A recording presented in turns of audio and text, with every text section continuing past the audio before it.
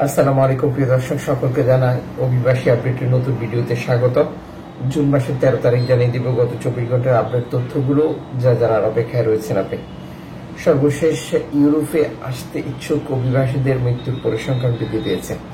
জাতিসংঘ UNHCR এর report অনুযায়ী, যেটা মানবাধিকার সংস্থা FTDS জানিয়েছে, 1 ডজনেরও মৃতদেহ যেটা সংগ্রহ করা হয়েছে মিশরে, যেটা মিশরের উপকূল ব্যবহার করে ইতালিতে আসার জন্য প্রস্তুতি নেওয়ার সময়, এবং তিউনিসিয়ার উপকূল ব্যবহার করে ইতালিতে আসার প্রস্তুতি নেওয়ার সময়। আপনারা জানেন যে মিশর এবং তিউনিসিয়ার সাথে তথাকথিত চুক্তির নামে ইতালি বিলিয়ন বিলিয়ন ইউরো বিনিয়োগ করছে, যার মূল উদ্দেশ্য হচ্ছে এই অঞ্চলগুলো থেকে যাতে অভিবাসীরা ইতালিতে না আসতে পারে। এই ধারাবাহিকতায় অভিবাসী হত্যা, নির্যাতন, আটকে দেওয়া সহ নানা ধরনের সহিংস ঘটনার মুখোমুখি হচ্ছে অভিবাসীরা যারা ইতালিতে আসতে ইচ্ছুক। এটি নিয়ে জাতিসংঘ UNHCR যে সংস্থাগুলো প্রতিবাদ জানিয়েছে, নিন্দা জ্ঞাপন করেছে। আপনি কি মনে করেন এই প্রতিবাদ নিন্দা জ্ঞাপনের মধ্য দিয়ে অভিবাসী উপর যে অত্যাচার নির্যাতন চালাচ্ছে তা বন্ধ হবে? কমেন্টস করুন। শেওয়াজ সর্বশেষ মাইক্রোব্লগিং সাইট এক্সে দেওয়া বার্তায় তাদের অবস্থান নিশ্চিত করেছে। তারা বর্তমান সময় লিবিয়ান কোস্টগার্ড যে পরিমাণে অভিবাসী আটকাচ্ছে, বাধা দিচ্ছে, নৌকা ডুবিয়ে দিচ্ছে, জোর করে ধরে নিয়ে যাচ্ছে আন্তর্জাতিক সমুদ্র সীমানা থেকে, এটার জন্য স্পষ্টই ইতালিকে দায়ী করছে।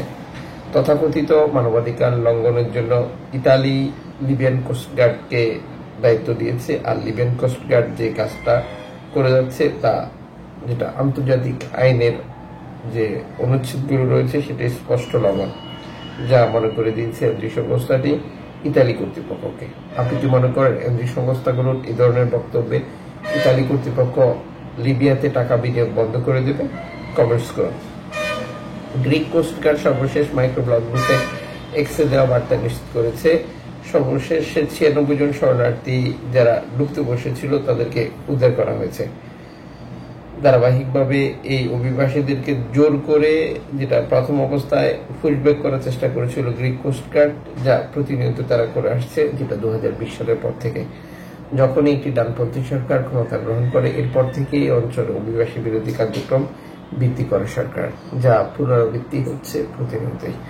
যদিও এরই মধ্যে আন্তর্জাতিক অভিবাসন সংস্থা জাতিসংঘ UNHCR, ইউরোপীয় কমিশন বারবার গ্রিস কর্তৃপক্ষকে সতর্ক করেছে, কিন্তু কিছুতেই কিছু হচ্ছে না, তারা তাদের কার্যক্রম চালিয়ে যাচ্ছে। এদিকে ডক্টর উইদাউটস বর্ডার্স, যেটা MSF এর সর্বশেষ তথ্য অনুযায়ী, ভূমধ্যসাগরে বিপদগ্রস্ত শরণার্থী উদ্ধার যেটা আগের তুলনায় অনেক কমেছে, আর যে কারণে এই অঞ্চলটিতে শরণার্থী মৃত্যু লাফিয়ে লাফিয়ে বৃদ্ধি পাচ্ছে, যা সত্যি দুঃখজনক।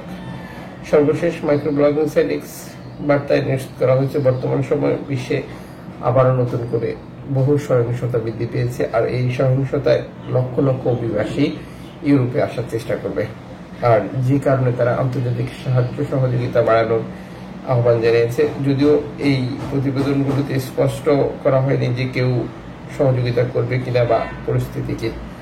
এদিকে ফ্রান্সের উপকূল ব্যবহার করে 400 শরণার্থী যেটা যুক্তরাজ্য প্রবেশের তথ্য দিয়েছে একটি স্থানীয় দৈনিক। সর্বশেষ মাইক্রোব্লগিং সাইট এক্সে তারা এই প্রতিবেদনটি যুক্ত করে, যেটা গতকাল প্রবেশ করার তথ্য দিয়েছে। দর্শক, ল্যাম্পেদুসা হটস্পট কর্তৃপক্ষ ধারাবাহিকভাবে 2টি নৌকা থেকে 127 জন শরণার্থী উদ্ধারের তথ্য দিয়েছে। বর্তমান হটস্পটে 295 জন শরণার্থী রয়েছে, এবং আসা অভিবাসীদের তথ্য অনুযায়ী 4000 থেকে 6000 ইউরো পর্যন্ত তাদের খরচ হয়েছিল। খরচের পরিমাণ কি ঠিক আছে? বাংলাদেশিদের আসতে কত লাগছে? কমেন্টস করুন।